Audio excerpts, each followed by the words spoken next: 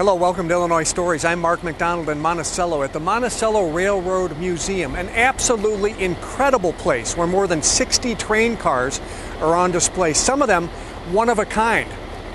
Here, on weekends, your family can take a train ride into town, as we'll do later in this program. And to think all of this is manned by volunteers. Travis Atchison, we gotta start our tour here.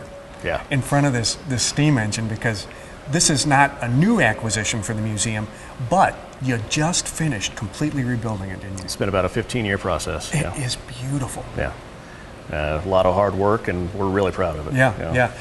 I think you told me this thing weighs 90 tons? Yeah, about 87 tons. Yeah. Wow, okay. Yeah. This was built in, if I'm right, 1907. Mm-hmm. The museum here, have had it for a dozen or 15 years. I think they acquired it in 1967. Oh, a long time ago. Okay. Yeah. And probably wondered, are we ever going to get around to it? Yeah, pretty much. Yeah.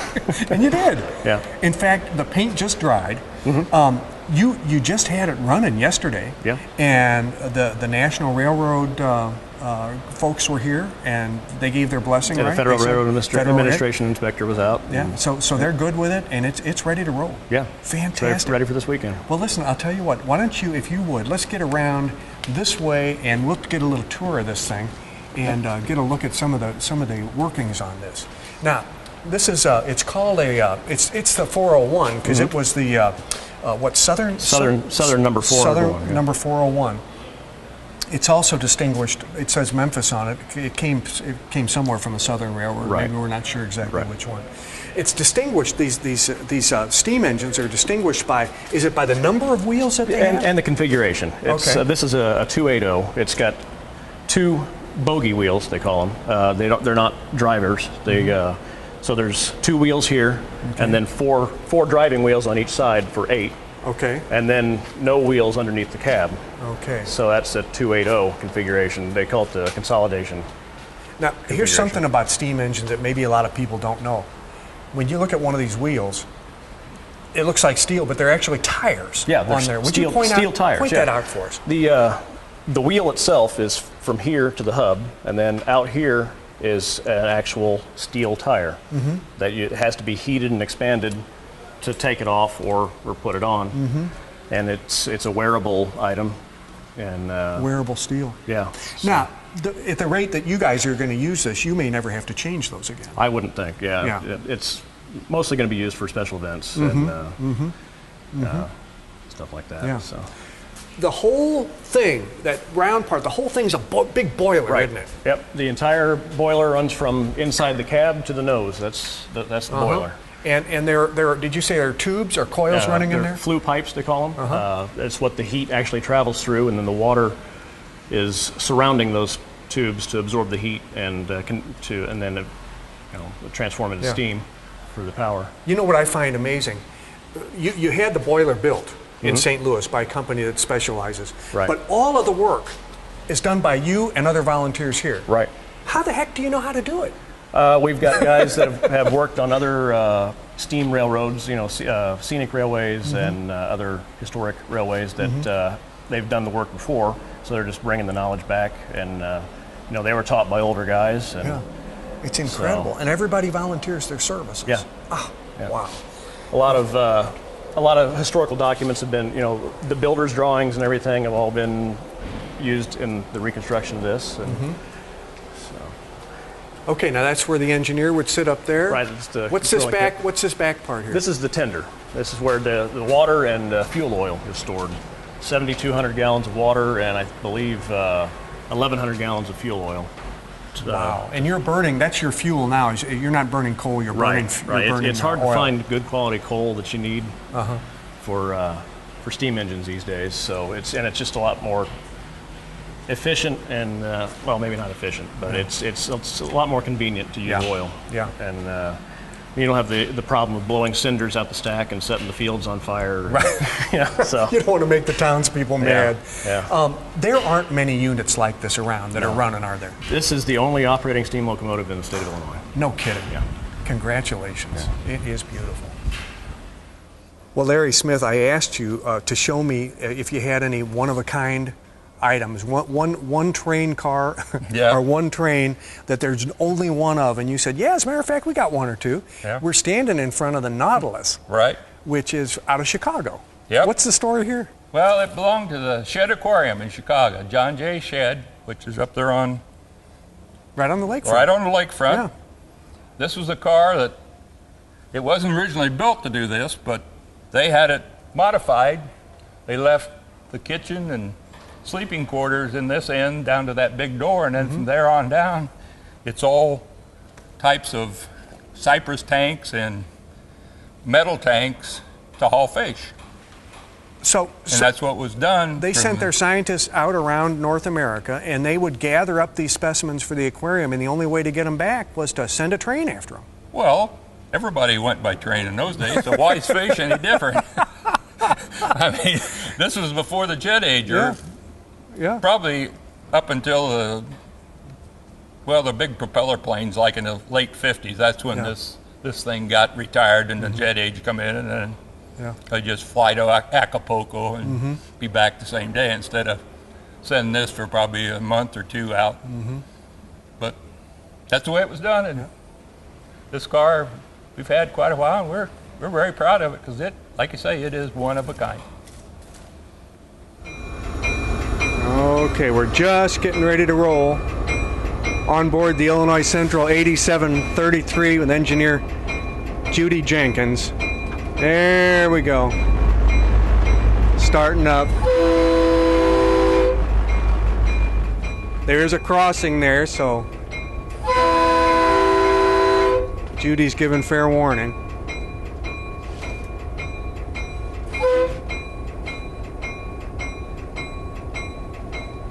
Just let me know, Judy, when you can talk to me. I know right now is probably not a good time.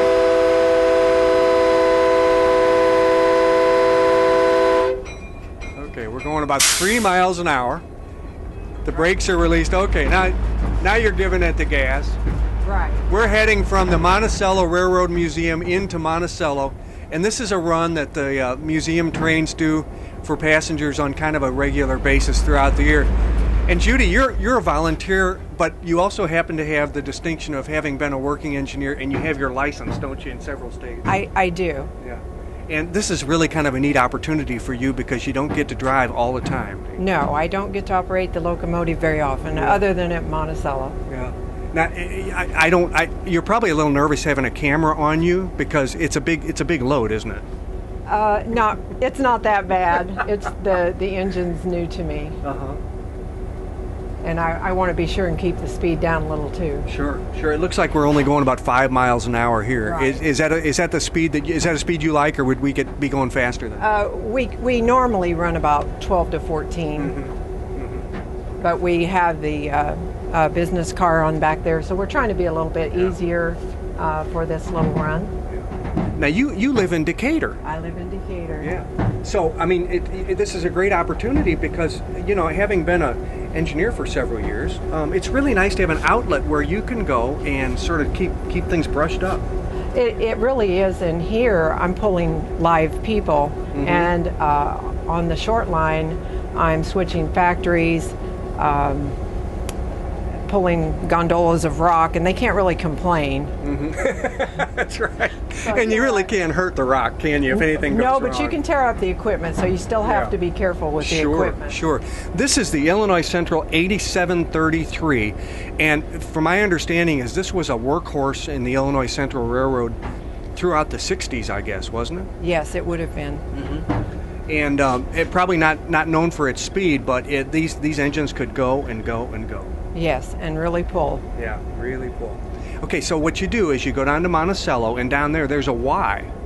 And oftentimes what they do for the people that ride these trains is they'll show them how to turn a train around, which we're not going to do today, but that can be a really interesting thing because a lot of trains are push-pull, but this one actually turns around. They can. We don't do that very often. Yeah.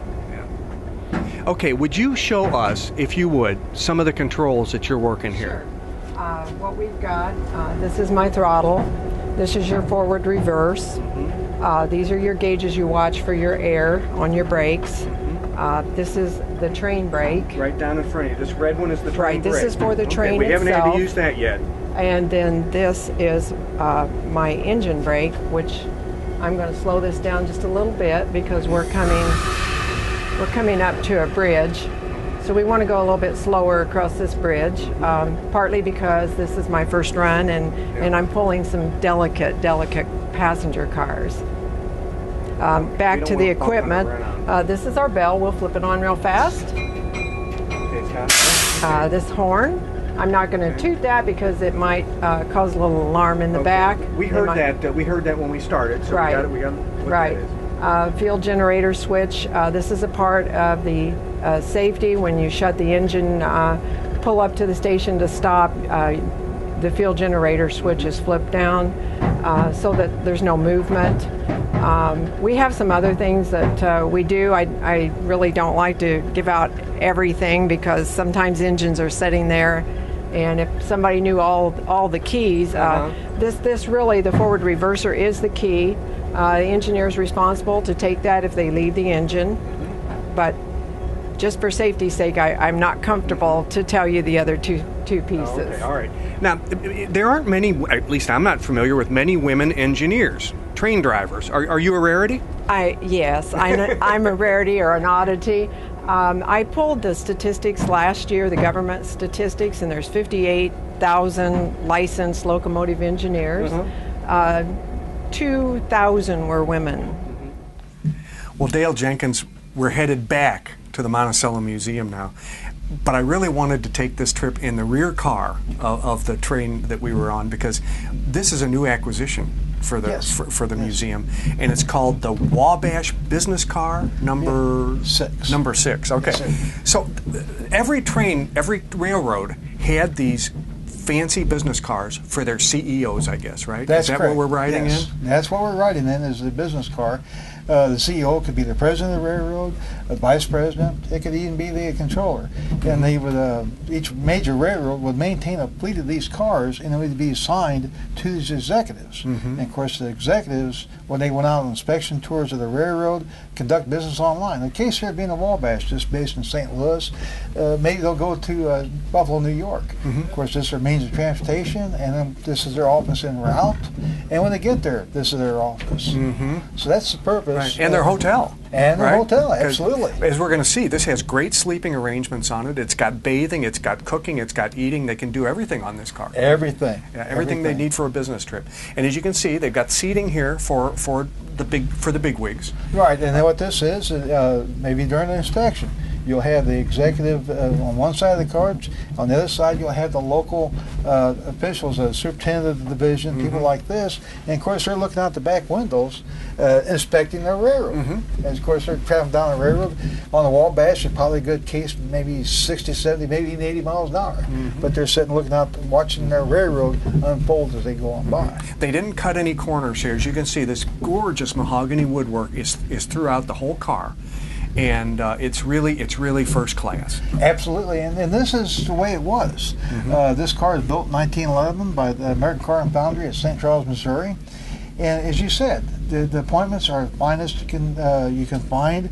Now, of course, this car is still in a point of restoration, but a lot of the brass fixtures were polished. And of course, the importer would make sure this car was tip-top shape for when the boss arrived to go for a ride. Okay, let's take a walk through because we want to see what kind of accommodations the boss and his secretary and maybe his other assistants had. Now, you've been good enough in this first room to go ahead and put the bed down and put the sink down. This would not be the boss's room, but this might be the secretari's place to sleep. Huh? That's correct. Back in the turn of the century, this was a traveling office. The secretary would have been a male, and of course, being the CEO being a male. And so this would be his accommodations. And of course, as you see, there's 2 beds, lower berth and upper berth. There might be another assistant traveling with the entourage. Right. Now, and this bedroom is the same as the first, so we don't need to look in there. But this one now, this one has some special significance because the big boss gets this one. This is the big boss's living quarters, and you know, if you look in there, you're going to see that this is absolutely all the comforts of home. The finest hotel that you can find would be right here. And what's the unique feature about this is not only the standard fare of a bed and the dresser, but he's also got a shower. He's got his own shower and his own private bathroom. He's the only one who gets his own private bathroom, isn't he? That's exactly correct. Okay. Now, of course, you gotta eat, and you gotta eat well when you're with a big company. And this is really pretty good digs here. Really this is very fancy. This, of course, was the dining area. And if you're on the road, you might be gone for 5 days. Well, obviously you're going to have to eat while you're traveling, and once you get there. And of course, this is what the dining was done here. And on this car, maintained a staff of 2. One being the porter who would do the servicing of the meals, would take and would make the beds and things like this. And then as well as then you had the cook back there in the cooking. Now, if you notice, there's buttons along the windows here, little white buttons. Yeah. And what these buttons is for, and these are all throughout the car. Not only here, but in the rooms, and of course back in the observation area. If the one of the executives, for some reason, wants something, all they had to do is push this button. Well, back here in the back, there's a panel. The number would pop up, and that button would ring. And of course, bell ring. The porter knew to go to that exact location to serve their needs. Okay. Now, they had the finest, of course, china and crystal, etc. But they also had to be careful because these are moving all the time. Exactly. You're going down a railroad track 70, 80 miles an hour. You got some expensive china here. So these cars are designed, as you see here, is that the racks were the hand. The glasses were as special things as this. And of course, they had holders for everything holding place. Nothing slides around. Nothing slides around. Now, up this way. We're talking expensive china. Up this way. Now, of course, during the trip, you got a public bathroom. Public bathroom, yes, sir.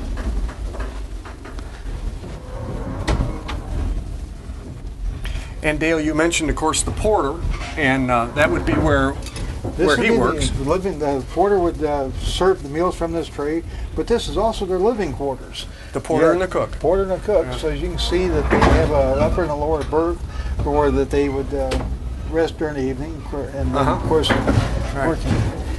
And then, of course, where the real business comes in is the cooking, and you had to have a good cook if you're going to be on this thing for 4, 5, 6 days at a time. But the good cook, he may have been good, but he didn't have a very fancy kitchen to work out of, did he? No, and not only that, if you look at that stove, you'll see that's a wood-burning stove. So you're cooking on a wood-burning stove, even up into the late 1970s. Well, Larry, it takes constant care because a lot of these cars, they have to sit outside, don't they? Yeah, that's another thing. We've got a new building going up, so we can get most of these cars, because that's the biggest problem you have. You can repair something, make it look great, but if you can't protect it, it just does not last. You know, I wanted to come out here and look at this color scheme because this is the old Illinois Central color scheme. Right. And what you're attempting to do is put together an entire Illinois Central train set. Right. And now you've got all the pieces, don't you? Right. We've got all the cars we need to make what would be considered a full train, which would be, you need the sleepers and you need the diner, which we have, and we have all those cars. All we've got to do now is get them all painted, within 3 or 4 or 5 years of each other, and hook them together, and it should be a beautiful train. The one we were just looking at him wash. This is a business car, right? Yeah, this is a business car, but this is the color scheme. This would have been the 747. Well, not 747. It'd be the Learjet for the execs. Back in the 40s. This is the way they flew. Yeah. Okay. Yeah, this is where they done their business. They're whining and dining and chasing the secretary around in here. The last 3 pieces of this set that you needed to acquire were the dining car. Yep. And then that round one at the back. What was that called? That's a round end where it's a tail car off of the Panama Limited tail car, which used to run. And you have them. They're not painted up yet. No, but we got them in our possession. You also needed the engine. Yeah. Which we're going to go and take a look at right now. Let's walk in that way. Yeah, it's just this way, and we'll take a look at it. It doesn't really look like that now, but it will when we get done. That steam engine's carrying on right about now. They're screwed around. These are not that common, are they?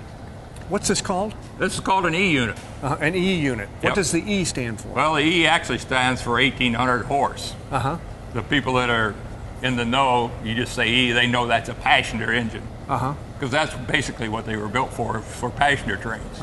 Okay. Then there's an F unit, which looks exactly like this, except it's not as long. It only has one prime mover in it This one has 2 prime movers. Okay. Or 2 separate engines. Okay. These are 3-axle units. All your Fs were 2-axle units. This will be your diesel engine for your Illinois Central set. Right. Right. And it will end up with a color scheme that we just saw on the gentleman that was out there washing that other Illinois That's Central. beautiful. You know, that chocolate and orange. Oh, yeah. It's really striking, isn't it? It was a beautiful train set in its day, and we were gonna reproduce it. Mm-hmm. And you're there now. You just need to paint them all up. All we need is time and money. There you go. Okay, Larry, we talked about the Illinois Central set, but we're looking at this Wabash engine now. Yeah, that's... And the plan is to have a set of this too, isn't it? Right. Well, this is one of our first pride and joys. This is the last F unit that the Wabash bought from EDM, and we've had it. It's probably getting close to 15 years since it was repainted. We also have 3 other cars that are Wabash. One of them was a business car that you may see in this segment, and there's another car ahead of it called the Pocahontas, which actually had Wabash finish. So those cars will also be painted in this fallen flag color scheme, and we'll be able to make up at least a nice 3-car train of original Wabash equipment. Now that blue and silver, that's what they called the fallen flag? Well, the color fallen scheme? flag is the thing on the front. The Wabash was the flag. Oh, okay. All right. Okay. Or follow the flag, not fallen flag. Follow the flag. Follow the flag. Right. But the blue and the silver is the customary scheme. That's the scheme of Wabash that everybody, seemed to fall in love with when it was. And then now we got our favorite train going on behind us. That's the one that we were on earlier in the program. Yeah. These are this Pocahontas and the one on the rear. These 2 were originally Wabash cars in their earlier days. And they will be. And this will be part of the scheme we were just talking about, part of the Wabash. Right. So we'll have a Wabash scheme train and an Illinois Central one. Well, isn't that nice? Now, if we can, we see him backing up now. Will this be the train that people get a ride on over the weekend? Do they get to ride on this one? Oh yeah. Or a train like this. Most of the time, the passenger trains that run on the weekends are more or less combination. They may have a couple freight cars in it. They usually have an open car where if you want to go outside and ride, and if it's really, really, really hot, they may have an air conditioned car on there. But most of our older cars are the ones where the windows open, and a lot of people like to ride them because that's the way you done it before they had air conditioning. You know, this place is a real find and a real asset to Central Illinois. And I just want to thank you and all your fellows here for just taking time and showing us around. We're It's glad great. to it, and we'd like to invite the public to come here and enjoy themselves because we want it to be a family-oriented place, and we pride ourselves in trying to do things for the family. Yeah, it's fantastic. Thanks. Okay, you bet. The Monticello Railroad Museum is open weekends, May through October, and this includes train rides into Monticello. In addition, they have special weekends around Halloween and Christmas time. In Monticello with another Illinois story, I'm Mark McDonald. Thanks for watching.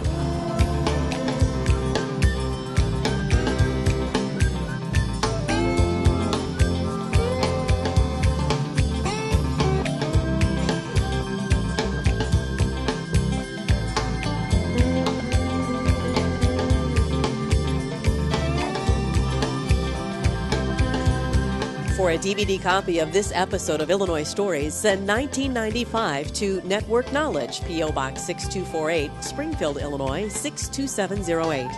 Be sure to include the program name, broadcast date, and topic. You may also order with your credit card by calling 800-232-3605 or by using our secure server by going online to networkknowledge.tv.